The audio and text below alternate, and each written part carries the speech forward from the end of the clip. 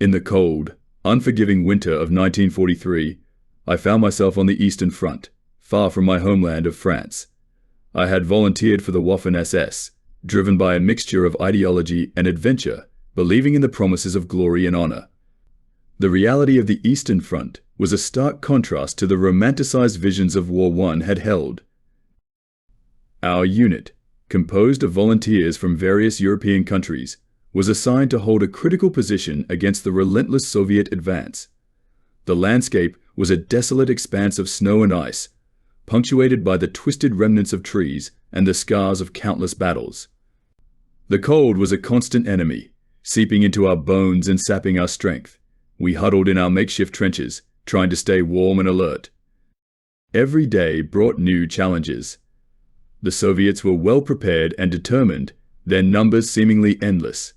We were outnumbered and outgunned, relying on our training and camaraderie to hold the line. The sound of artillery was a constant backdrop, a grim reminder of the danger that lurked just beyond the horizon.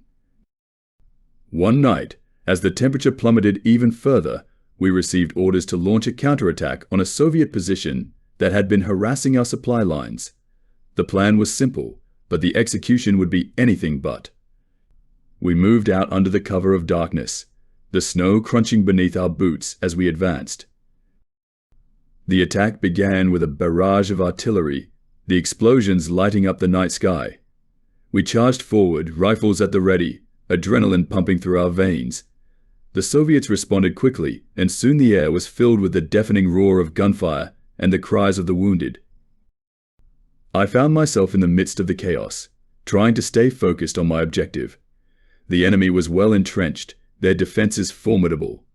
We fought our way through the snow and ice, every step a struggle. The cold bit into my fingers, making it difficult to keep a grip on my weapon. My breath came in ragged gasps. The air, so frigid it felt like I was inhaling shards of glass.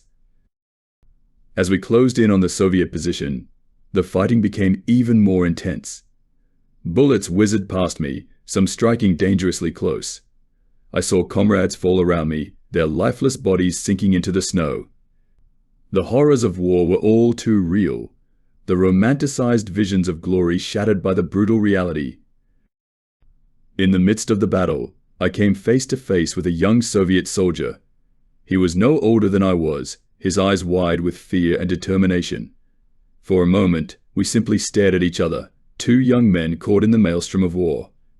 Then, almost instinctively, we raised our rifles and fired. The young soldier fell, his body crumpling into the snow.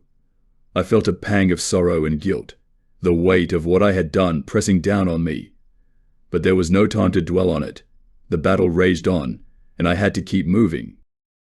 By the time the sun began to rise, the fighting had subsided. We had managed to take the Soviet position, but at a great cost. Our unit was decimated, the losses heavy. The bodies of fallen comrades and enemies alike lay scattered across the battlefield, a stark reminder of the price of war. As I sat in the aftermath of the battle, the cold seeping into my bones, I couldn't help but reflect on the path that had brought me here. I had volunteered for the Waffen-SS, driven by ideals and a desire for adventure. But the reality of the Eastern Front was far different from what I had imagined. The glory and honor I had sought were overshadowed by the brutality and senselessness of war. I knew then that I would never forget the faces of the fallen, the comrades who had fought and died by my side, and the young Soviet soldier whose life I had taken. The Eastern Front had changed me, leaving scars that would never fully heal.